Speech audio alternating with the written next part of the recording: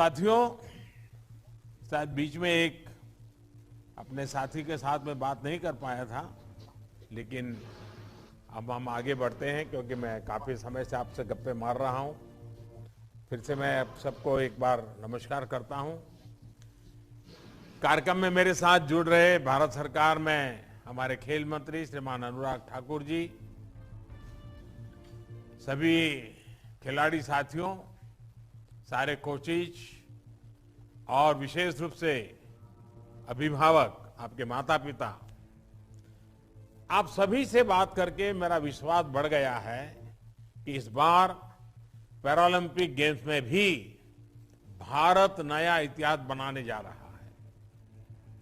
मैं अपने सभी खिलाड़ियों को और सभी कोचेस को आपकी सफलता के लिए, देश की जीत के लिए ढेरों शुभकामनाएं देता हूं। साथियों, आपका आत्मबल, कुछ हासिल करके दिखाने की आपकी इच्छा शक्ति मैं देख रहा हूं असीम है। आप सभी के परिश्रम का ही परिणाम है कि आज पैरालंपिक में सबसे बड़ी संख्या में भारत के एथलीट जा रहे हैं।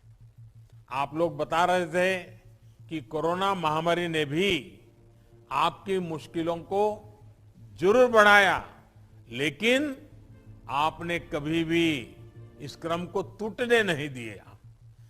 आपने उसको भी ओवरकम करने के लिए जो भी आवश्यकता, उसको भी कर लिया। आपने अपना मनोबल कम नहीं होने दिया, अपनी प्रैक्टिस को रुकने नहीं दिया, और यही तो सच्ची स्पोर्ट्समैन स्पिरिट है। हर हालत में वो यही हमें सिखाती है, yes we will do it, we can do it. और आप अपने सपने करके दिखाया भी है, सबने करके दिखाया है। साथियों, आप इस मुकाम तक पहुंचे हैं क्योंकि आप असली चैंपियन है। जिंदगी के खेल में आपने संकटों को हराया है।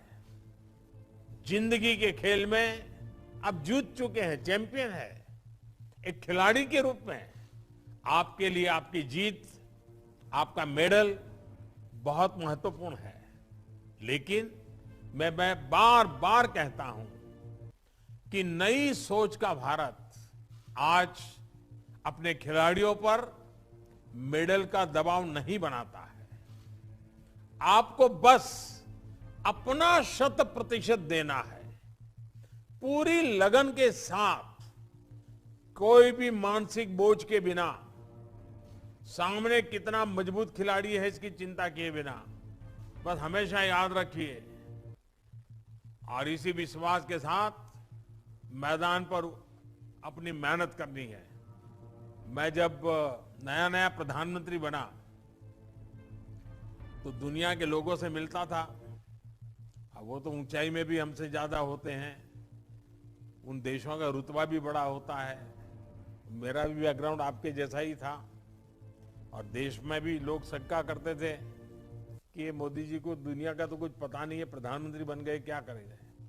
लेकिन मैं जब दुनिया के लीडर से हाथ मिलाता था तो मैं कभी ये नहीं सोचता था कि नरेंद्र मोदी हाथ मिला रहा है। मैं यही सोचता था कि 100 करोड़ से भी बड़ी आबादी वाला देश हाथ मिला रहा है, मेरे पीछे 100 करोड़ से ज्यादा देशवासी खड़े हैं। ये भाव रहता था, और उसके कारण मुझे कभी भी मेरे कॉन्फिडेंस को समस्या नहीं आती थी। मैं देख रहा हूं आपके अंदर तो जिंदगी को जीतने का कॉन्फिडेंस भी है, और गेम जीतना तो आपके लिए बाएं हाथ का खेल होता है।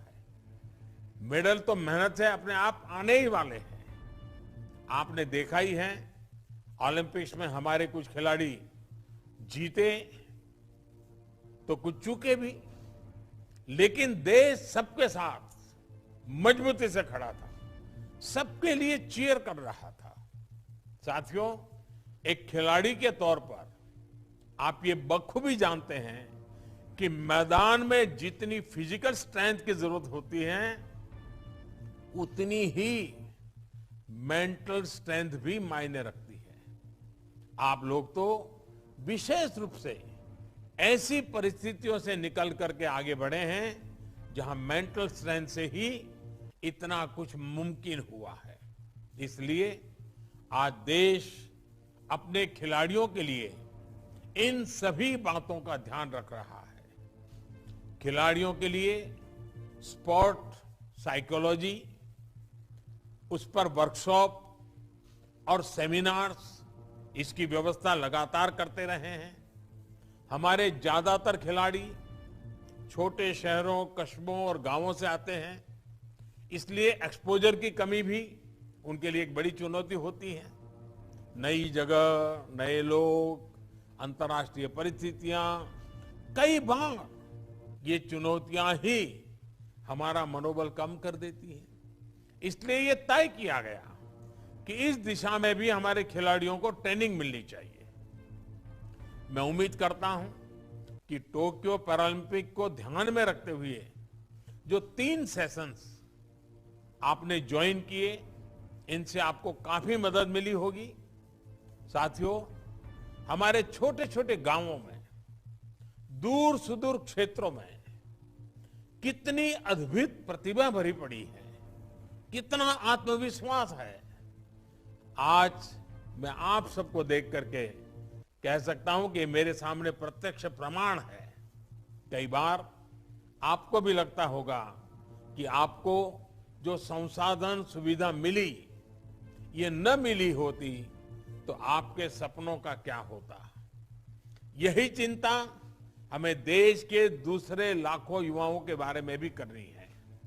ऐसे कितने ही युवा हैं जिनके भीतर कितने ही मेडल लाने की योग्यता है।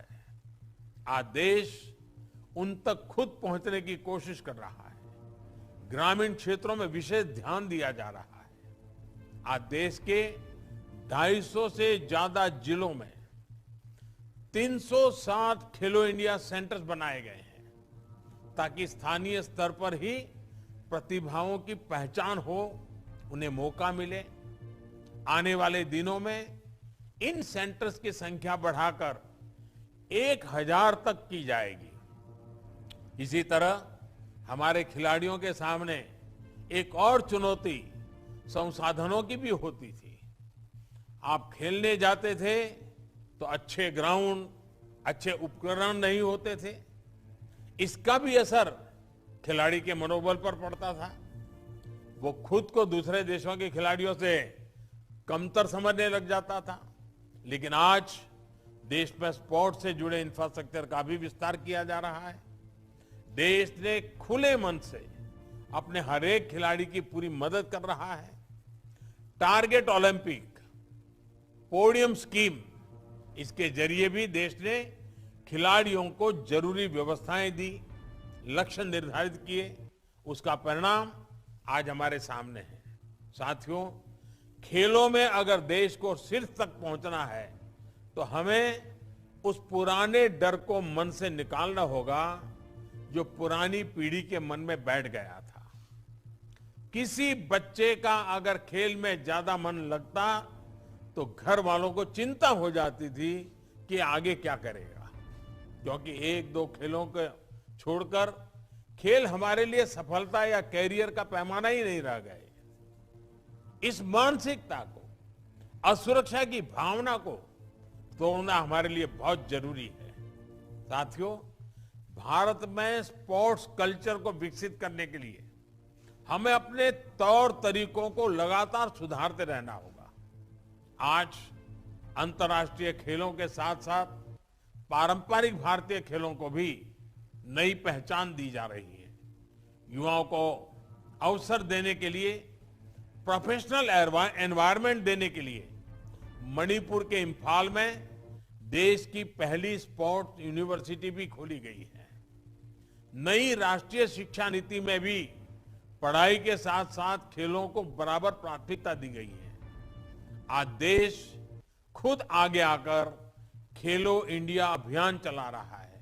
साथियों, आप किसी भी स्पोर्ट से जुड़े हो, एक भारत श्रेष्ठ भारत की भावना को भी मजबूत करते हैं। आप किस राज्य से हैं, किस क्षेत्र हैं, कौन सी भाषा बोलते हैं, इन सब से ऊपर आप आज टीम इंडिया है। ये स्पिरिट हमारे समाज के हर क्षेत्र में होनी चाहिए, हर स्तर पर दिखनी चाहिए। सामाजिक बराबरी के इस अभियान में आत्मनिर्भर भारत में मेरे दिव्यांग भाई बहन देश के लिए बहुत महत्वपूर्ण भागीदार हैं। आपने साबित किया है कि शारीरिक कठिनाई से जीवन रुक नहीं जाना चाहिए। इसलिए आप सभी के लिए, देशवासियों के लिए, खास करके नई पीढ़ी के लिए आप सब बहुत बड़ी प्रेरणा भी हैं। साथियों, पहले दिव्यांग जनों के लिए सुविधा देने को लेकर वेलफेयर समझा जाता था, लेकिन आज देश इसे अपना दायित्व मानकर काम कर रहा है। इसलिए देश की संसद ने the rights for persons with disabilities act जैसा कानून बनाया, दिव्यांग जनों के अधिकारों को कानूनी सुरक्षा दी। सुगम्य भारत अभियान इसका एक और बड़ा उदाहरण है। आज सैकड़ों सरकारी बिल्डिंग्स, सैकड़ों रेलवे स्टेशन, हजारों ट्रेन कोच, दर्जनों डोमेस्टिक एयरपोर्ट्स के इंफ्रास्ट्रक्चर को दिव्यांग जनों के लिए सुगम बनाया जा चुका है। इंडियन साइन लैंग्वेज की स्टैंडर्ड डिक्शनरी बनाने का काम भी तेजी से चल रहा है। एनसीईआरटी की किताबों को भी साइन लैंग्वेज में ट्रांसलेट किया जा रहा है। इस तरह के प्रयासों से कितने ही लोगों का जीवन बदल रहा है, कितनी ही प्रतिभाओं को देश के लिए कुछ करने का भरोसा मिल रहा है। साथियों, देश जब प्रयास करता है तो उसके सुनहरे परिणाम भी हमें तेजी से मिलते हैं।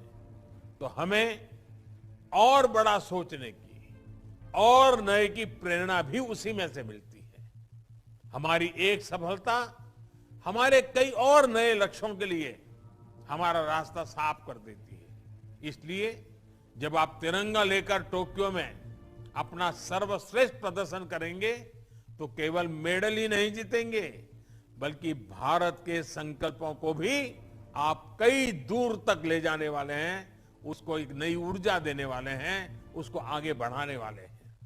मुझे पूरा विश्वास है कि आपके ये हौसले, आपका ये जोश टोक्यो में नए कीर्तिमान गढ़ेगा। इसी विश्वास के साथ आप सभी को एक बार फिर ढेरों शुभकामनाएं, बहुत बहुत धन्यवाद।